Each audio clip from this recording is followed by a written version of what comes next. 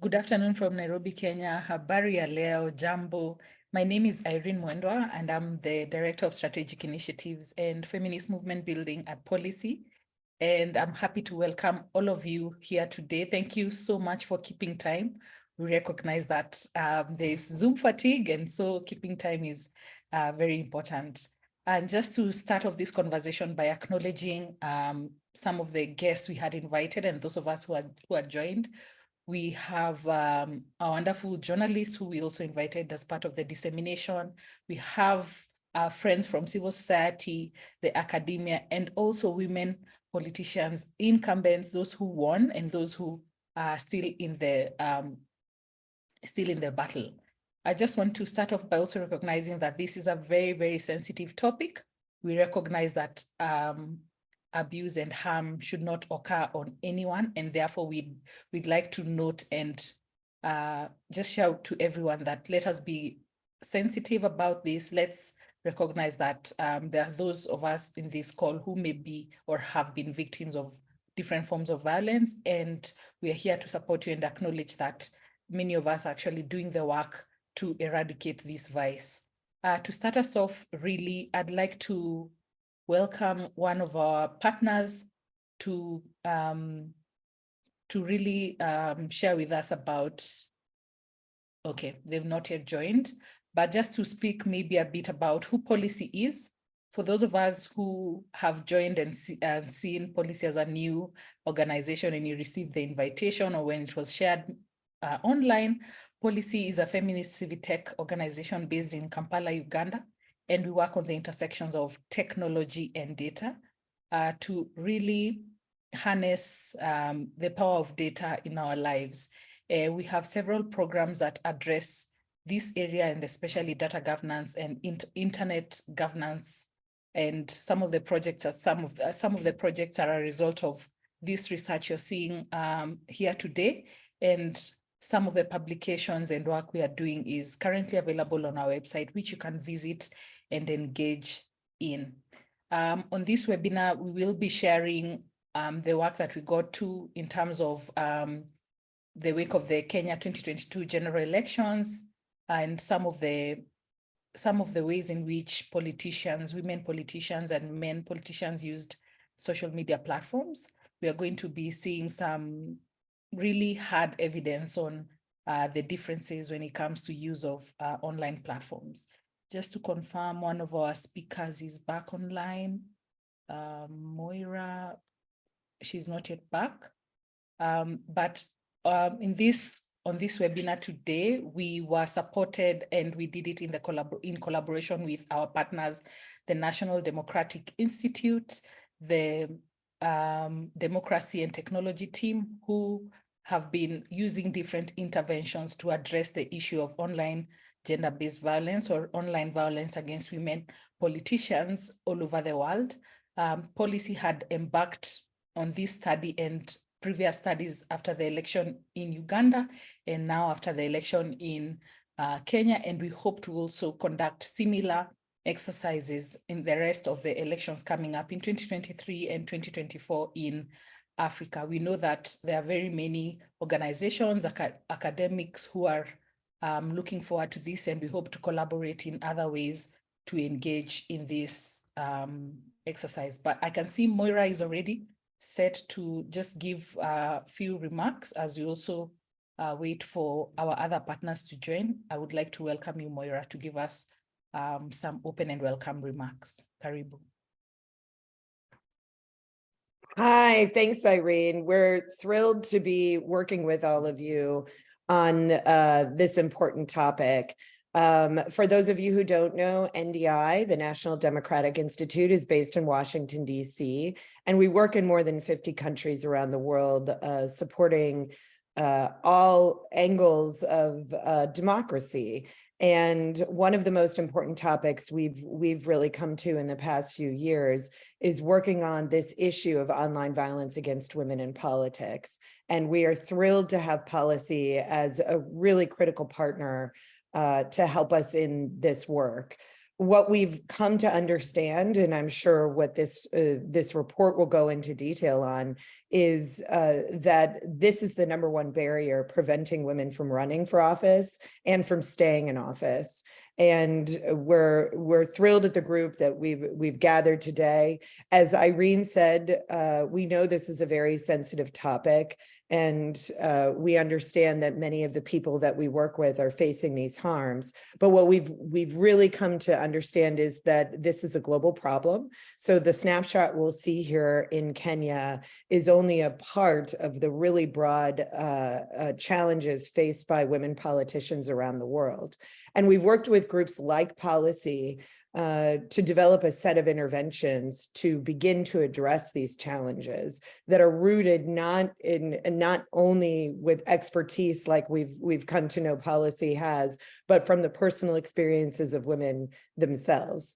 And although the lion's share of addressing these issues certainly falls to technology companies, we also want to make sure that we're holding to account political parties, political entities, and political actors, as well as looking at the potential of legal frameworks to address this issue. So I don't want to take up too much time, Irene. I don't know how much you want us to go into this, but just to say that I think one of the things we have to remember is that the people who are doing the work here, civil society, have really made a difference in highlighting these issues and helping us tell the story that it is in fact a global challenge. And we've been really proud to put Irene in particular, but leaders from around the world in front of technology companies and at the front of this movement. And over a very short period of time from when we've gone to identifying these topics, we're beginning to see governments take action. I point to the Global Partnership to End Online Violence that was led by the United States, but now includes 12 countries, to include Kenya, to begin really making systemic change to address this issue. So we're thrilled to be here with you today, and I know all of you will find the data that's been collected on this to be really useful and really be able to pinpoint the changes that we need to make to end this, because we do believe it is a solvable problem. We probably can't end misogyny, although we're going to not stop until we can, but we can end misogyny online. And that needs to happen because women politicians need these tools in order to reach the public, and the public have a right to engage with their lawmakers to change policy. But I think, as one of our parliamentarians in Tanzania that we work with often says, when the agenda becomes her gender, that's when we reach an impasse in the conversation. And that's what we need to change in order to make sure that all people can fully participate in the political process. So over to you, Irene. Thank you very much, Moira. When the agenda becomes gender, especially in the political process, you see that there are so many issues arise, and especially against women. And to just dive right straight into the agenda of the day, I'm happy to share that our colleagues on the call, Bonita, Arthur, myself, and Bonaventure, will be sharing some of the highlights from the project. And without further ado, I'd like to bring on my colleague Bonita to give us a wonderful background of this project. Karibu sana, Bonita. Thank you so much, Irene, and we welcome you, our participants, our listeners. I will quickly take you through the background, a brief background of women political participation in Kenya, and then we'll go into the methodology, then we'll also look at the findings, and then finally, we will look at the recommendations that we developed from this study. So just to give you a brief background of women's participation in politics in Kenya, This began way back in 1901 up to 1909, where we have a woman participating as a woman chief in Kenya. She was called Chief Wangu Wamakeri. Forgive me if I mispronounce the names, but Irene will be able to say them correctly when she comes on much later.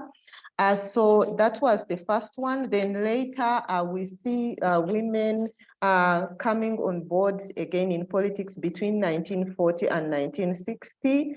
We have people, women such as Mekatilili, Wamenza, and Muthoni coming into to campaign in Kenya to campaign for the 1963 Kenyan independence.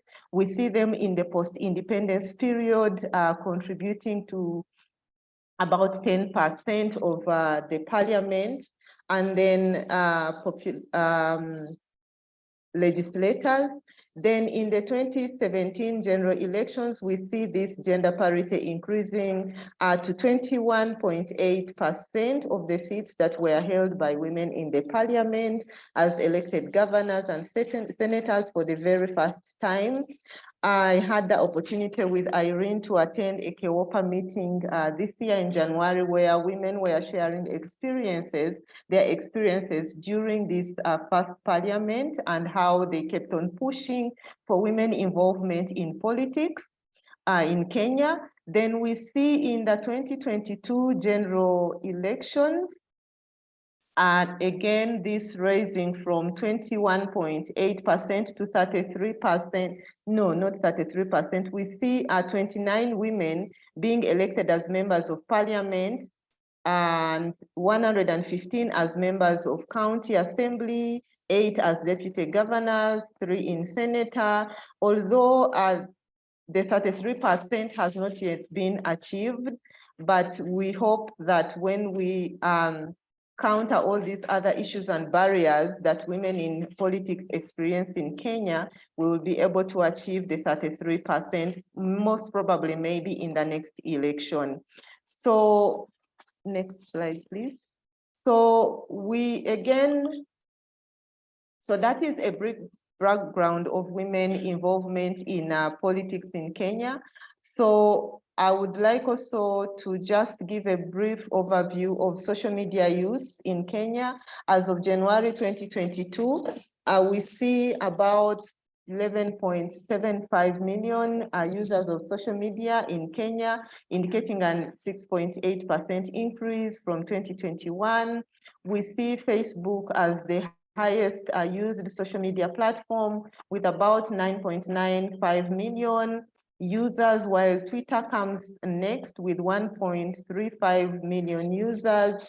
And these social media platforms are used by politicians, among other users, to share, obtain information, specifically during political campaigns, but also away from the electoral processes. They also use the social media platforms. So women politicians use specifically these platforms to, like other politicians, to share information, to obtain information, to contact the electorate, to contact their supporters, share information about, for instance, the polling stations, where is this going to be, where their campaigns are going to be held, in terms of sharing schedules, updating voters, for instance, to register for electoral processes, but also they use them for resource allocation, mobilization, and also to amplify, their candidature in politics during the time of elections and campaigns, and generally to engage in political discourse like any other political candidates. However, we see that during the utilization of these social media platforms, there is online violence against women in politics that these women experience. And we see that the incidence keeps on increasing. We did this same study in Uganda for the 2021 general elections, and the violence is widespread among women in politics. And on a general landscape, we see that there is 28.2 prevalence of online violence against all women using the internet among the 5 countries a study policy did in 2019 to 2020. But for Uganda, what I already talked about for the 2021 general election, we found 18% of women experiencing online violence as women politicians. Then in Kenya, there has been a study that NDI conducted, and this was published in 2019, and they found 3.6% of women experiencing online violence on Twitter. And then other studies have also been done, but we managed to cite these just to give you a brief background of this, where we see that online violence has been used as an instrument to suppress and exclude women from actively engaging in politics, just like Moira said. So the main objective of our research of this project was to assess the impact of online violence against women in politics in Kenya during the 2022 general elections, to determine how also this might impact their use of social media platforms and also digital participation. And we had about 5 research questions for our research. The first one is, how do women politicians in Kenya use social media platforms for campaigning during election period? The second one is how they use social media platform and how this differs between the women and the men candidates that contested during that time. The third one looked at how online violence against women in politics differs compared to men regarding factors like frequency of use of the platforms. Then the fourth one, we looked at the evidence that online violence exists on social media platforms, and then how does it manifest? Then the last research question looked at the association between online violence against women in politics and factors like age, like frequency of social media use, and electoral results. I will invite my colleague Arthur Kakande, with whom we did this research together, to continue and take you through the methodology. Over to you, Arthur. Hi, everyone. Thank you, Bonita. Like Bonita has mentioned, the questions that we had, and we looked around for platforms that people use and how they interact with their constituents. And we identified 2 key platforms, that was Twitter and Facebook, partly because Twitter had the API that gives you free access to data, a vast amount of data compared to other platforms there. And then Facebook, because it's usually, I think it was mostly a bigger platform in the old days and just had more popularity than all these. And it already has that kind of advantage of itself. And this data was collected mainly using manual scraping and other Python, with building some technical kind of scripts to scrape this data from the platforms. In terms of social media platforms, social media accounts we monitored, we identified 268 accounts from both Facebook and Twitter, and we looked at both men and women candidates to basically compare usage and see how do women use more, do women use less, or something like that. And we also did another study that looked at doing like a random kind of like meet and talk to the candidates themselves and try to see away from this scraping of data on the platforms. And we interviewed 29 women in our qualitative study. In terms of Twitter data collection, because the platform is quite open in terms of access, we obtained over 100,000 comments on Twitter, replies on Twitter. And we did collect also things like the tweets the people put out, the politicians put out, and to basically analyze the usage to see how often they put out tweets. Then we did collect the replies to those tweets to see the online violence, whether it's the sentiment attached. Do they attack these candidates? Do they maybe like the comments? Do they do this? Then on Facebook, we did the same. and collected about 5,000 comments. Facebook was done manually, so we had kind of like a little, we're only collecting what we need as opposed to collecting a large amount of data, then quite edit it like we did with Facebook, with Twitter, sorry. In terms of platform account and gender balance, we did Twitter, we had about 51 accounts for women candidates and 68 for men candidates. On Facebook, we had 70 accounts for women candidates and 79 accounts for women candidates. How did we approach the study? We did lexicon development workshop where we met with women leaders and other people who have worked on digital, kind of like in the digital space that have done this research. And we did a workshop where we come around and decide some sort of keywords that people use when insulting maybe women, or things like nicknames, things like the keywords they use, or anything that they could come up with that they see on these platforms to help guide us on how we would label the data and say if this comment is looking at maybe harassment, or this comment is abusing someone's physical appearance, so something like that. So we did also kind of beef this up with lexicons that are online for other English insults, and we use something like headbase.org to provide some sort of wider corpus for the words. Then we also worked with our lexicons from previous studies, like our amplified abuse project that had words from the Ugandan context that usually sometimes fly over as insults into other countries, and do this as well. So after the whole workshop and collecting this data and kind of coming back with some sort of categorization of these keywords, of these comments and all that, we did manual labeling, where we had a bunch of fellows sit around and then kind of read through the comments, try to read the context behind, attach the comment and assign it a label. Let's say this is hate speech, this is disinformation. And this helped us in terms of the context, because sometimes when a machine is reading it, it wouldn't be able to understand the context of the sentence attached to the tweet. So we saw like that there was need to have maybe like a proportion of the data set labeled by manual means.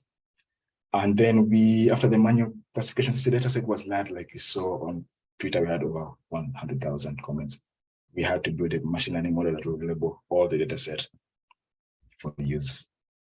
In terms of the categorization and conceptualization, we had about 5 categories. That was insults and hate speech, that we combined. We had sexual violence for comments about that are gendered and all that. And then we had body shaming for comments that are linked to someone's physical appearance. And we had disinformation for comments that are rumors or things that are maybe lies or things like that. And we had trolling for just negative comments that were not really positive way, but they're not really violence, but they were negative. Like could be maybe joking around or something like that. And these at the higher level are contextualized into things like insult and hate speech, sexualization, and embarrassment and reputation risk in terms of the violence against women typology that is online by the NDI team. So to do the machine learning, I'll give a brief background into what machine learning really is and how it really works. Let's say you have an example of, let's say you are an individual. You collect this data set for choosing a travel method that you want to use when you're going to work every day. Let's say, on a Monday, if the day of the week is Monday, and if it is raining and I woke up early and I have a team meeting early in the morning, then I have to drive to work as opposed to walking. You could say some scenarios like if I wake up early, it's not raining, it's a Friday and there's no meeting, I walk to work because there's no need. So you can see some sort of patterns here. You can say every time I wake up late, I drive to work. Or every time I wake up late and it is raining, I drive to work. Or every time I wake up early and every time it's raining, I drive to work. Or you could say things like every time I wake up early, or every time it's a Friday, I go to work. So this is how the data set would look like into machine learning. And we would be able to train the machine to kind of understand these patterns that are kind of in the data set and be able to conclude. So how was this applied to our tweets? We had, let's say, we organized the tweets in such a format where you have a tweet that is kind of decompressed into each word at a time. And then we kind of have this large data set that says, and it kind of looks for where each word appears. We know if, let's say, if a keyword appears here, that is going to be a non-violent comment. So this is how we used machine learning to train and say this is non-violent comment, this is a hate speech comment, and this is a trolling comment, and this is what. But of course, there are more advanced kind of techniques that we are applied. For example, sometimes depending on where the word appears in a sentence, it can have different meanings. For example, if a word is like queen and it's used different way, in different parts of the sentence, it can mean something. It can be an insult depending on where it's going or who it's targeting, and it can be a positive word or a praise depending on the context of the sentence. So we kind of looked at other techniques that kind of apply this kind of textual meaning and into the text to kind of be able to capture those accurate meanings behind the words.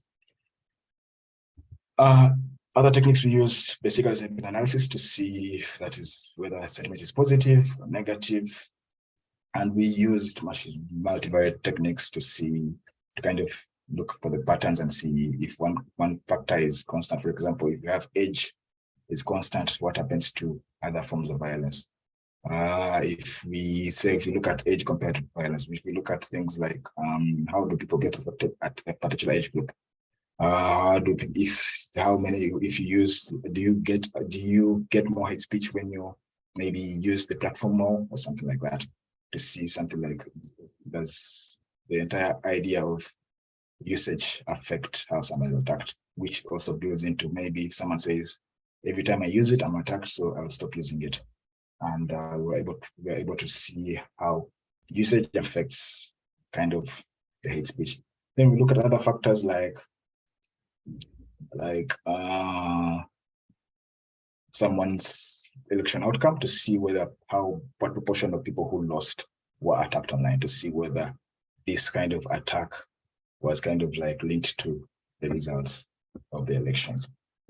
And we also did some sort of network analysis to kind of see the reply talks, to see if there may be a few individuals that go around attacking particular women. So we try to see whether there's some sort of targeted attacks in this study, to see whether there was maybe a leader of maybe like a node, like you have some sort of individual, some sort of account that everyone is linked to, and you know this is the kind of the key culprit. Or you have situations where they're like a few bunch of, let's say, like key women that are always attacked in this kind of study. And we need a bunch of other text analysis to see things like topics that are occurring in the text to see. So we did a bunch of word clouds and word networks to kind of see what was going behind. So a few patterns we saw. I'll dive into a few key patterns that we saw before my colleague comes in and gives a detailed overview of the findings. We saw things like the people who had won elections, the women who had won elections, had been attacked less, or there were less proportions of them that compared to those who lost it. There were a really high proportion of them who had experienced specific violence and lost elections. Then we also saw that online violence was also linked to people who use the platform more. For example, we had people who published daily experiencing more violence, and people who, compared to those who use the platform rarely or once a week. So when you look at our heat map, next slide, you are able to see that the people who, it's darker towards the more frequent areas, that is daily and multiple times a week, they are darker compared to areas that have rarely and once a week. So it goes around, it declines, it kind of the color, you can see the color fading towards the lower end of usage. So we also saw things about gender, which was a very key interesting factor. And we had this similar factor in our previous study in Uganda, and we saw sexual violence or body comments were linked to the age. And you can see from the chart on the screen, you can see 14% increasing to 18% increasing to 28% basing on the kind of someone's age group. So you can see it's increasing age, while other forms of violence like hate speech and trolling and insults were the other way around. They were more predominant on people who are older, and they were only reducing towards the end. So in terms of discourse analysis, we did some world representations to see which words are linked together, to see if there are key topics that are occurring. And then we saw themes like corruption that were also brought up in this text. We saw things like how someone appears, physical. Then we also saw things like they are affiliating someone's, let's say, the presidential candidate was also linked to how someone was attacked. For example, if you support a particular candidate and they don't like the candidate, the presidential candidate, they attack you for that. So it was kind of, we could see straight of topics coming up. And yeah, that is mostly the overview of what we had. I will forward back to my colleague Bonita to go deeper into the findings. Thank you so much, Arthur, for that comprehensive insight into the methodology and a bit of the data analysis. I know some of the analyzed data appears in what I am going to talk about. So here I am to walk you through the findings, and I will begin with the quantitative findings from the process that Arthur has walked us through. And I will begin with looking at social media utilization. So we found out that there was low utilization of social media platforms for engagement by women politicians in Kenya. For instance, Facebook, which was largely used, we see that 93% of male candidates' accounts were active in the 2022 general elections in Kenya, compared to 80% of female politicians' accounts. Then when it comes to Twitter, we also see that 51% of women candidates used their account at least once a week, compared to their male counterparts who used, please go back before you leave. So compared to their male counterparts who used 56% of their accounts, and this was on at least once a week. So the male candidates were using more of the Facebook, also Twitter, meaning that 49% of women rarely actually used their Twitter accounts. So you'd find that among the 49%, like one post in 2 weeks, one post in a month, others like just one post in other many months. So 49% of the accounts were rarely used.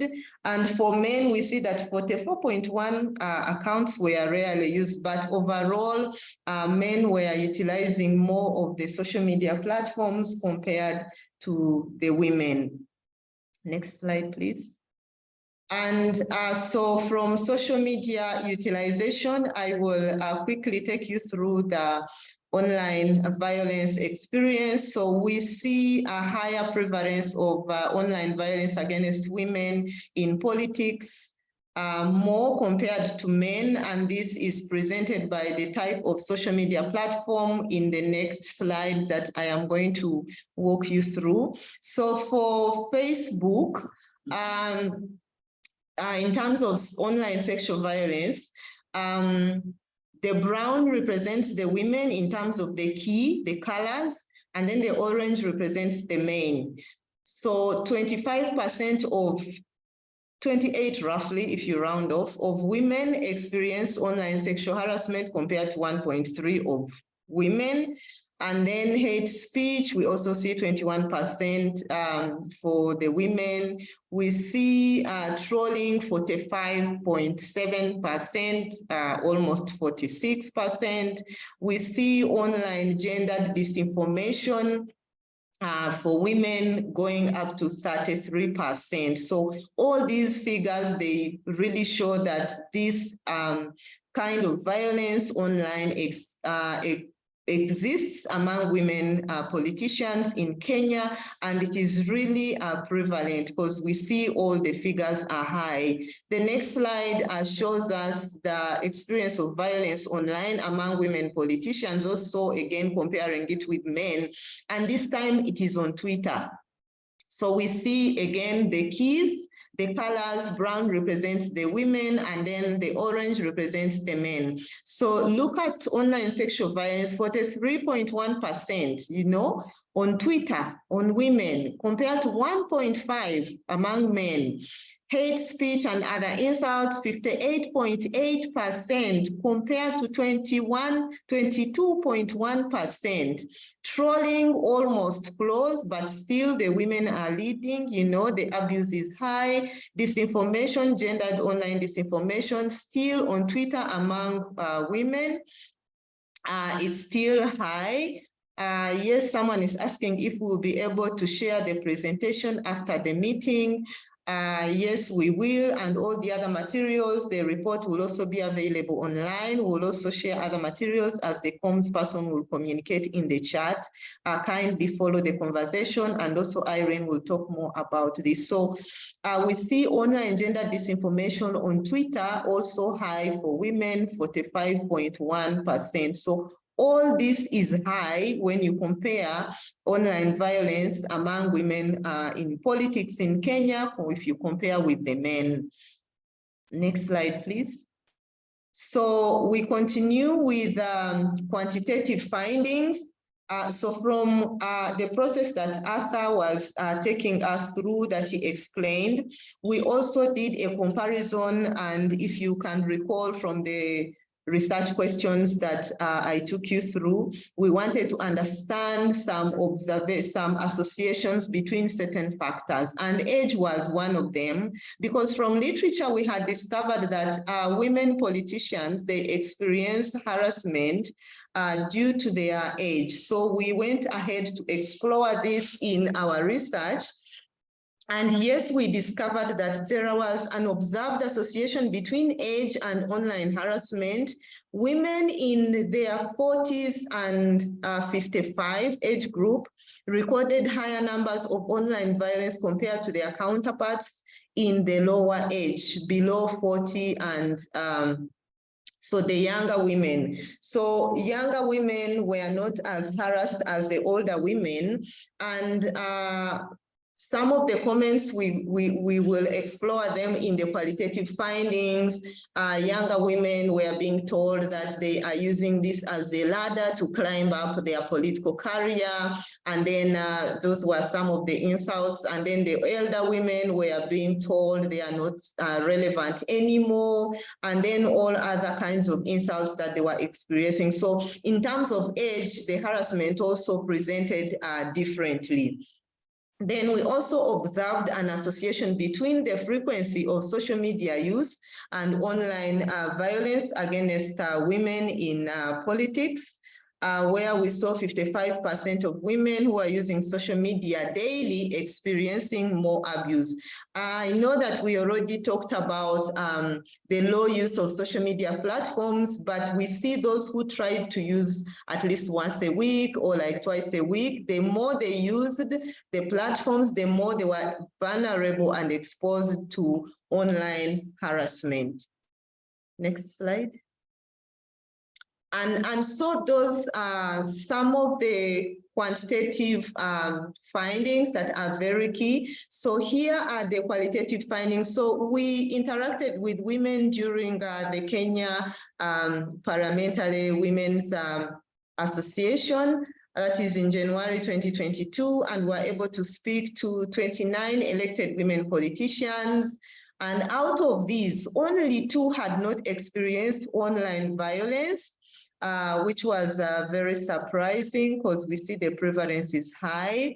And so the 27, they experienced this violence. So again, we found from these interactions with these women that this violence often intersects with other demographic factors, again, like age, political party affiliation.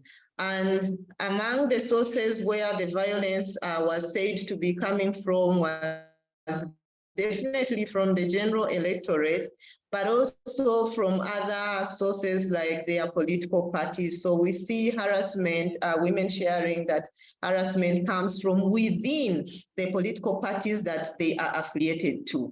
Then we also, during the qualitative interviews, which were in-depth interviews, women told us about the fake information that was spread among them as political candidates.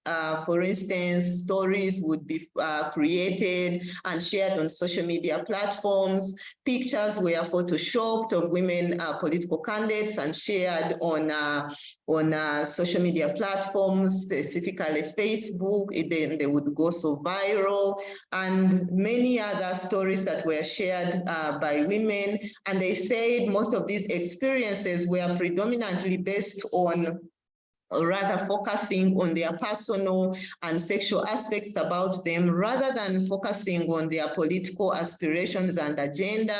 So instead of looking at what was in these candidates' manifesto and then talk about it, share about it, spread the news about it, instead they would look at the woman, like Arthur was explaining, about her body, and then resort to, talking about her on social media, how she looks like, then hurl all kinds of insults about them.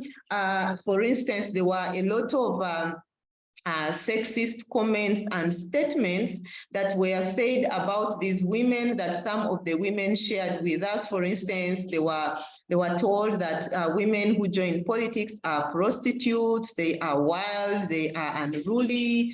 Like one woman shared, she was called a prostitute. Her marital status was questioned. The paternity of her children was also questioned, and so many other stories that women shared in terms of how they were abused. Like I already said, that age is another factor that was generally also looked at to abuse these women online. A more general comment for all women politicians was that politics is not their space, it is for men.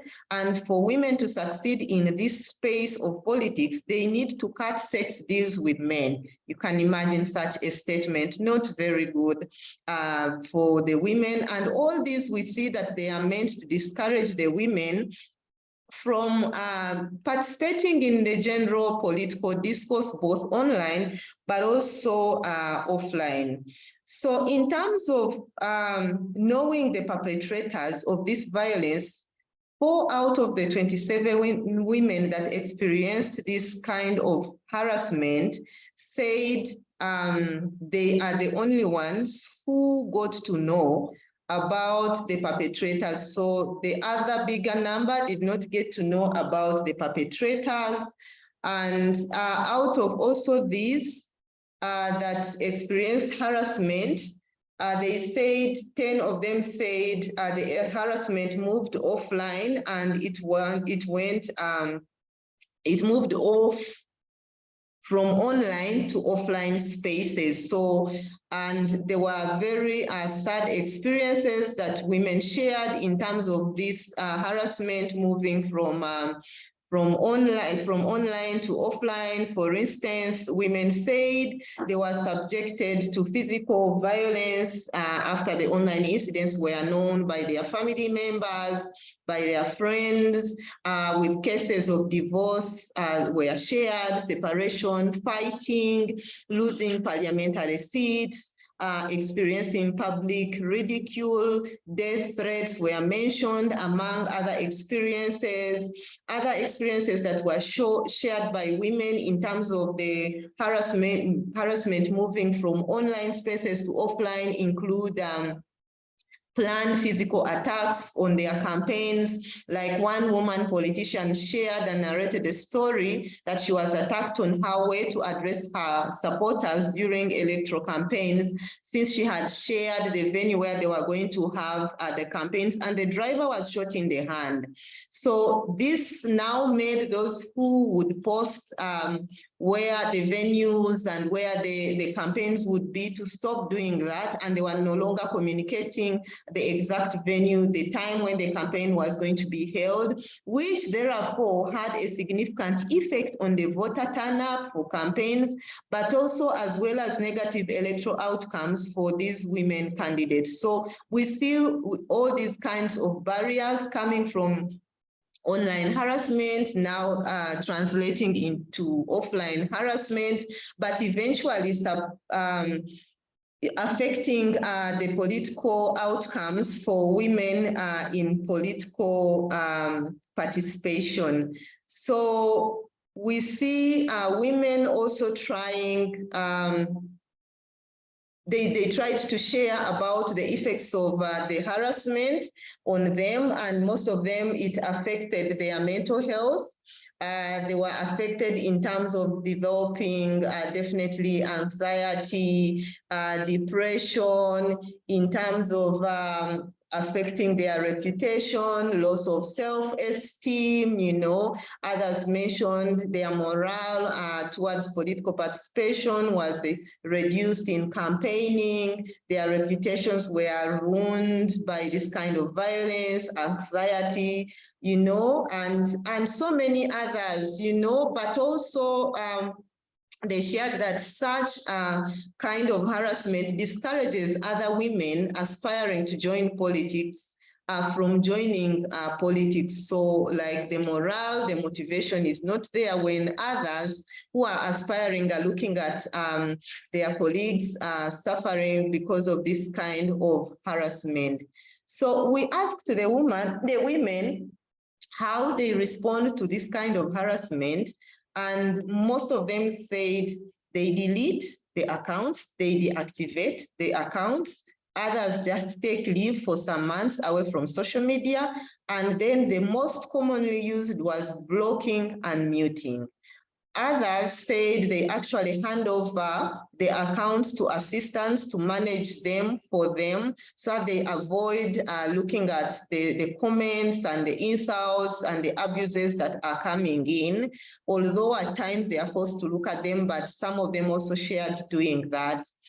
Then we asked the women if they try to report this kind of violence anywhere, and 23 respondents out of the 29 that had experienced this kind of violence said that reporting this kind of violence amplified the situation by survivors being criticized, then also this misinformation being spread about them, but also they are told, oh, this is something very small, you can deal with it, or just mute, deactivate, take a leave from social media and stuff like that. Yet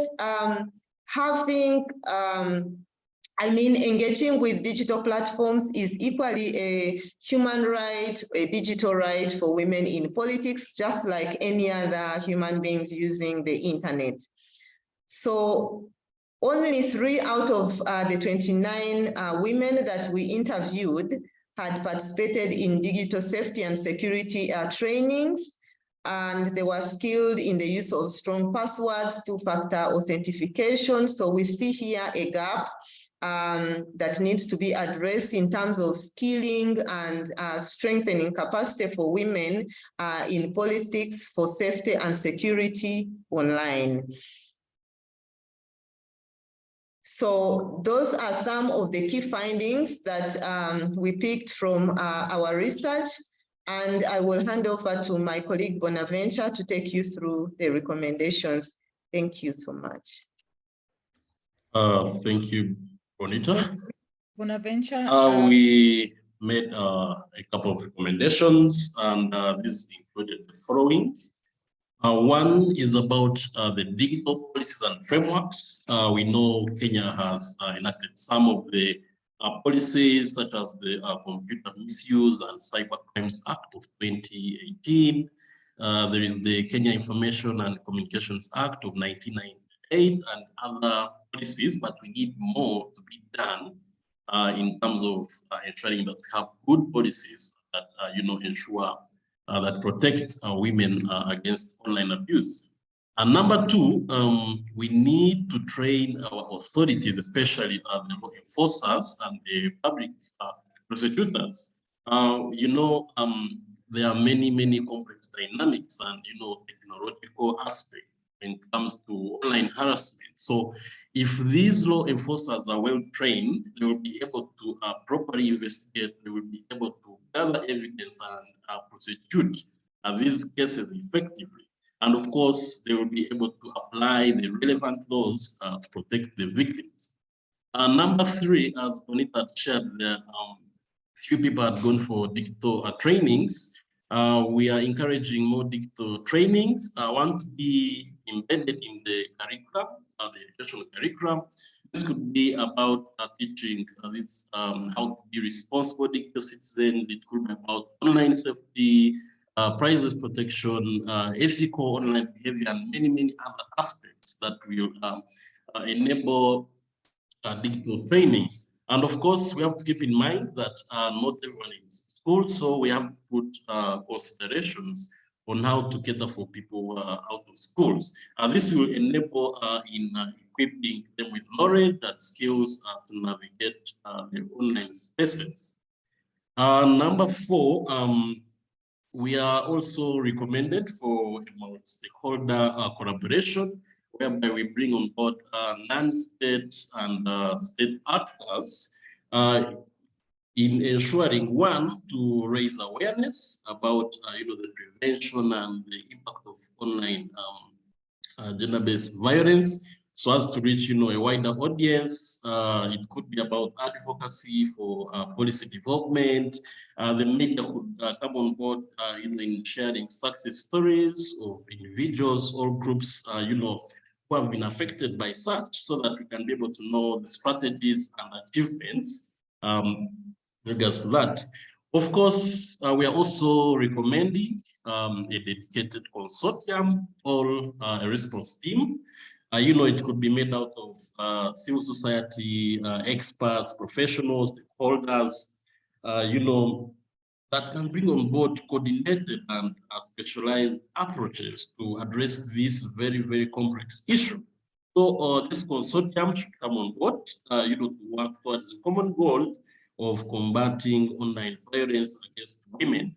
As we all do this, we have to keep in mind that these restrictions, these policies that we develop against online abuse should ensure or should safeguard freedom of expression, because in some cases, such policies are also used to place freedom of expression. So we had very many wonderful recommendations, but those are some of the key recommendations. Thank you. Back to you. Thank you very much to my colleagues, Arthur, Bonita, and Bonaventure. I hope it has been interesting to you. And just to say that you can see, you can hear, you can feel, you can also touch that the numbers really do not lie, that abuse is a serious issue today. And just a reminder, again, we recognize that this is a very sensitive topic, and we definitely acknowledge that this is a safe space, and we are sharing this report for the consideration of the different stakeholders to act on it. On this next session, we have about 30 minutes. We have about 59 people who have joined us today, together with my colleagues at Policy, and we'd like to open it up to make it participatory and to have us also make a contribution based on some of the work you're also doing and based on the future roles that we want to play in terms of addressing online violence against women politicians. So to share, I will first ask Moira a question, and then we can see the number of hands are rising. But I'd like to hear from Moira in terms of what NDI is doing, and just to see how we can address some of these challenges coming out from this study. So maybe Moira, I'll try and combine. I had a set of questions, so allow me, I'll combine to see how you're going to respond. So do you think from some of the findings you're hearing today and some of the numbers you're seeing, are there specific factors or characteristics, that make women in politics more susceptible to online violence? And how do you think political institutions and platforms in general can collaborate to create safer digital spaces for women in politics? Karibu. Thanks so much, Irene. And just to commend you all on really excellent research. As you indicated, the numbers don't lie, and tell us that this is in fact a problem. When women leave the public square, the digital space, they engage less with their constituencies. And the people are not served because they have the right to engage their political leaders. And, you know, one of the reasons, just to get at what you were asking of why are women more susceptible to this sort of challenge. I had a few reactions to that, and then also some of the work we're doing. I wanted to share another report that you all contributed to with everyone that helps us get at some of the issues. But I think we have to source this first on like, why do we see this? And the simple answer is that it works. There are many motivating factors for why this abuse would be targeted at women. Some of it is good old-fashioned misogyny, but we've also seen that it can be weaponized. That can come from external actors. It can come from an opposing party. We've also seen it come from within a party, because it's a way to lessen women's role in the conversation. And so we have to first ask ourselves why it works. The next step is that when we do draw attention to this, I think one very notable thing here is women candidates don't often want to speak about this issue because they naturally don't want to be seen as, you know, as focusing on the attacks they're receiving, because they want to focus on the issues that are important to people. So it's sometimes hard to give this voice. So we really do appreciate this work by policy, because we're giving voice to these concerns. I think what women do here when they raise the issue with us, with external actors, is that this is the price of doing business. You're in the political sphere, so you're going to face attacks. But again, as we get back to some of these issues, we're seeing that women do face this at an alarming rate compared to their male counterparts. Then we also see from your research and other research that these aren't just attacks of sexual violence, doxing, really kind of pretty straightforward abuse. They're gendered attacks. They're attacks, as your research showed, on if you're young, you're being ambitious. If you're old, you're past your prime. If you have children, you're accused of being a terrible mother. If you don't have children, people want to know what's wrong with you. So, you know, it kind of comes at women in a targeted way that makes their gender a topic. And those issues then become very hard for technology companies to identify, right? Because, you know, attacks on your hair or your appearance, we run into the challenge that this is freedom of speech, but it's certainly not freedom of expression. And so it's not just the words that are used in the content, but what's done with them. So we've seen a rise in brigading, for instance, and for your colleagues who may not be up on all of our lingo, brigading is when perhaps a woman's hair is attacked or her motherhood, and we all of a sudden see on her page just hundreds of posts that reference the same dynamic. So what we can do through AI and through other tools is identify that action and take steps to reduce that. So that's not what people see. So, you know, the other thing, and I think this is just very big picture that we have to look at this issue by most of the platforms is still seen as what we call a cost center, meaning they have to take down, prevent, block, that it costs them money and resources to focus on the topic. What we need to do is shift the thinking to say, these are your clients. These are people who are engaging on your platform. These are the people who are reading your ads and looking at materials. They are part of your community, and you need to make this, you have an obligation to make this a safe space for them to fully participate. But, you know, it is recognizing that this is a difficult issue, and it's also a very localized issue. Every country has a different dynamic. For instance, in Muslim communities, we will see images of women uncovered as a weaponized tool. Well, it's hard for AI to know that me being on a picture of me doesn't matter. The hair may matter in some cultures, but not in others. And so we recognize it's a challenge, but the motivation needs to be there for social media companies to address this.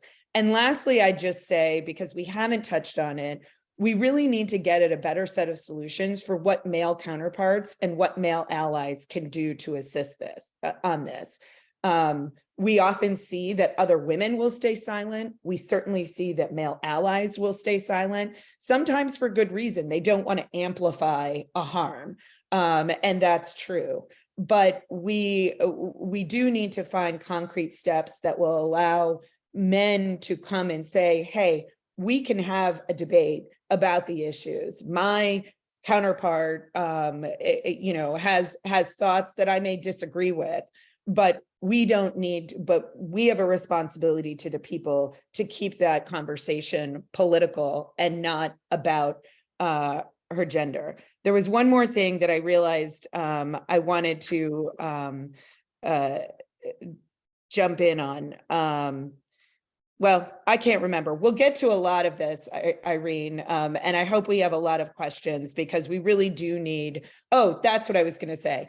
The last thing is your research highlighted, and this is something we see, that the solution for women is often to block and mute. We need to remember that as political women, that's a major challenge, because what they're doing is saying they're removing themselves from a conversation when they want to have a conversation. We want them to be open and available, because again, that's what people should expect of their elected officials. But when you have to block and mute, there's a political cost along with that.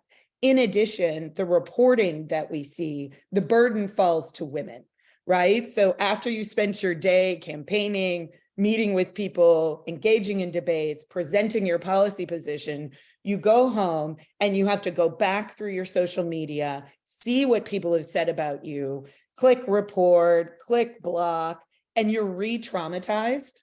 And that burden is an actual time burden we see for women around the world. That's an additional 3 to 4 hours a night of trauma that they're not engaged with their constituents. They're just trying to keep their head above water and be able to present themselves to educate people about their positions. So these are all factors and things we have to address. And I will say NDI is really committed to staying with this issue. You identified one of the challenges of digital security training that we'd really like to address, and specifically specific training, because we see this not just impacting women, but marginalized communities, LGBTQI communities, minority communities. So what we're looking at is fixing the whole system, of which 50% is women, so that we can enable better political participation for all people. Wow. Thank you very much, Moira, for the detailed feedback on the questions. And I wanted to add, because it will address some of the questions I'm already seeing in the Q&A section. And then I'll come to you, Leah, if you allow me, but I can see your hand. From Mercy Jelimo, what we are finding challenging is how to hold online perpetrators accountable because of the issue around how we adduce or present evidence. How can we strengthen legal frameworks to address this? And then Joy has asked us, what is being done to ensure women in politics and those contemplating to join politics are trained in online safety way before the year of campaign and elections? And Tricia, my colleague, what plans do you have to prevent cyberbullying for women politicians? So when you look at the electoral cycle in any country, it means that most of the activities that happen offline also need to be replicated in the online world. So when it entails civic education processes, when it entails political party reforms, we strongly have also recommended in our study that these processes must go hand in hand with online or digital and data governance framework so that they can address some of the challenges that always come even on the election day. When you think about the example Moira has shared on non-consensual image sharing and use of synthetic media, that is use of AI and images being used to shame women, we know that sometimes even on the day of election, some of the photos leak of women candidates so that it can dissuade voters from voting for these particular women. So we always recommended, many actors, civic tech actors have also always recommended that platforms need to work with these governments in a safe and collaborative way that ensures that some of the reforms coming out for day-to-day engagement in political, for political parties, for civic education matters need to reflect how people are also engaging online. Because when we look at an example of my country, Kenya, some of the reforms, some came few days to the election day so that they could serve some of the processes that were happening during the elections. So we feel the same commitment that legislators are putting for political party reform, instituting the political party tribunals to deal with challenges, they can do the same to address online violence against women politicians. Another recommendation we had, especially for you, Mercy, who's asked this, is for the political party tribunal whenever women or whenever the candidate list has been put out, it's important that they acknowledge that this is an issue so that they comprise or they resource the tribunal well enough to address some of these claims that they may be receiving from women candidates. Because what happens, most of the electoral tribunals during the election day or during the election period are under-resourced, and they take so much time to address these challenges, so much so that the women candidates don't even receive justice before the election day. And this continues to be more harmful and hurts their political life. For Joy and Tricia, we know that we need a multi-stakeholder approach when it comes to addressing some of these challenges for women politicians and women in public sphere in general. The best models that have been used in the global north are not the models that can be used for the global majority countries or for African countries, because when it comes to our countries, we have some cultures that always come at play before elections. We have tribal issues that arise. We have education issues and other cultural issues that continue to affect the day-to-day engagement of women and also men when it comes to vying in electoral politics. So all we have been requesting and doing with NDI is ask for stakeholders such as big tech platforms to consider these nuances, because they're very special to us and they will always happen the durations before the election period. So it's very important for them to resource their Africa office as well, so that they can engage on the day-to-day issues that arise, because some of them are quite spontaneous to not catch them early enough. And in terms of addressing cyberbullying, we also know that mechanisms that have been working is upskilling women politicians all through the electoral or their political career, because everyday technology advancements continue to put us at different levels in terms of use of technology and data governance issues. This is best to say that we have a role to ensure that even when women candidates are elected into power or into their respective seats, they need to continue to build their digital resilience by understanding the technological advancements and by taking different training courses so that they can continue to be up to date with what's happening in this tech world. And I'd like to call on to Leah to give, maybe because your hand has been up for a long time, just to hear some of the work that you're doing at the Center for Responsible Social Media. Karibu sana, Leah.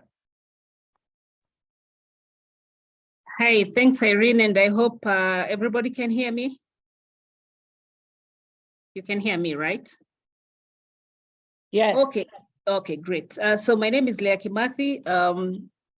I convene the Council for Responsible Social Media, and we are basically also looking at the various social media platforms and the harms that continue to proliferate on those sites, and asking ourselves, what can we do as users, as Kenyans, and perhaps a little further into the field as Africans, in terms of demanding accountability, because we are coming at it from a slightly different angle, and that ties then in with my question. Beautiful research. Thanks a lot for that. I think we need data in this space as it continues to unfold. So I'm specifically looking at your recommendations, and I do like the fact that we are talking about strengthening legislation, the regulatory environment. That is good, it's great, although we know that it's a fast changing space. So we have to come at social media harms from different angles, whether it's through legislation, resilience among the community of users. But I think, and for us, what we hold as primary in the council is the fact that we have to address harm at source. And what's the source? The source are the platforms themselves. Now, we have this tendency, and I think I could see that at the recommendations level, maybe this was left out. We have this tendency to look at the social media platforms as benign actors who just provide us with a platform for communication, as if they do not have responsibility towards ensuring that the platforms are safe and secure, and we use them in dignity. Now, we are in Kenya.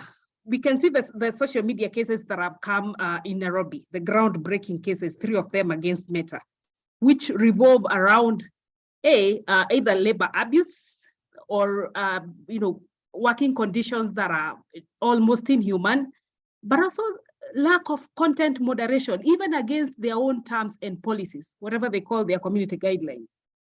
We also do know that the investment that these social media companies do in Africa is a pittance compared to what they do in the West, whether it's in the US or in Europe in terms of safety, in terms of content moderation. And so we do see a continuation of structural racism. And this then reminds us of colonialism and neocolonialism and the years before. So what we are saying at the Council for Responsible Social Media, and I believe what we should be asking is for more accountability from the platforms. And this false binary of censorship, and that when you do content moderation, there is censorship. That's a false binary that is created. And we are asking, because now we are talking about all this material, all these insults, all the harms against women and over elections. We saw this. I wish TikTok was also part of this study, because there was also quite a bit of harmful materials on TikTok. But we also know that this is a deliberate business model.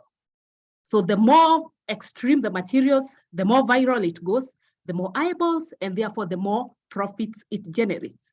So we cannot then continue treating these platforms as if they are doing us a favor. We need to look at this more broadly. We need to look at it, and I agree, and I hear what you've said about our context. So what is our context? It's also about continued subjugation and these technologies and how we relate with the West. So my call and my challenge to us is, let's widen this and broaden this, because that then also gets more actors, it gets us more allies, and then we can address this problem from source. Thanks, Irene. I rest my contribution. Thank you very much, Leah, and we recognize the wonderful work and the report that you also issued in the wake of the 2022 general elections of Kenya. I don't know if I've not reflected or answered any questions, and do I have any missing hands that I've not seen who would be willing to share something? But otherwise, I feel very happy. Irene, I can also jump in, and I just want to commend Leah's work and underscore what she said, which is that, even when you look at NDI's own research, which policy contributed to, one of the reasons that, and we're one of many, we have sort of a spreadsheet built out of all of the different interventions we can address to, or work on to address this. And the vast majority fall to the tech platforms. And those messages are not coming from Western Northern women. Those are coming from women in the majority world. And, you know, so I think just to underscore what Leah said, I think that is absolutely right. And like we said, the real crux of the issue is that they still look at this as a cost. They're asking themselves in C-suites, when are we going to be done with this? When have we done enough?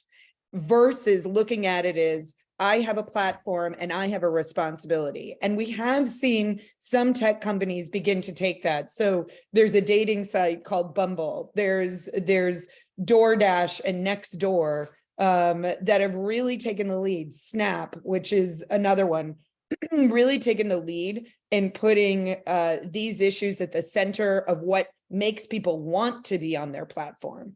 And, you know, I think so we have tech models. So this is a deliberate choice that we're seeing by technology companies to not focus on the very people that help them have their global reach.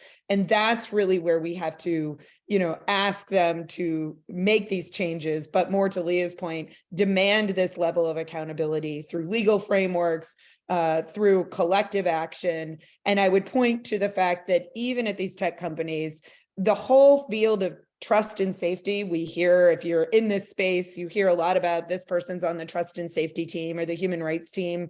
It wasn't a government that legislated that into being. It was civil society with reports like this, presenting these findings to tech companies and demanding action, that we created those roles. And we need to continue that effort because, as we're seeing from your report, we simply haven't done enough to create the public space that people deserve and that people are coming to the platform to find. We're not about taking down and blocking. We want to be about creating an information space that supports democracy and supports political inclusion.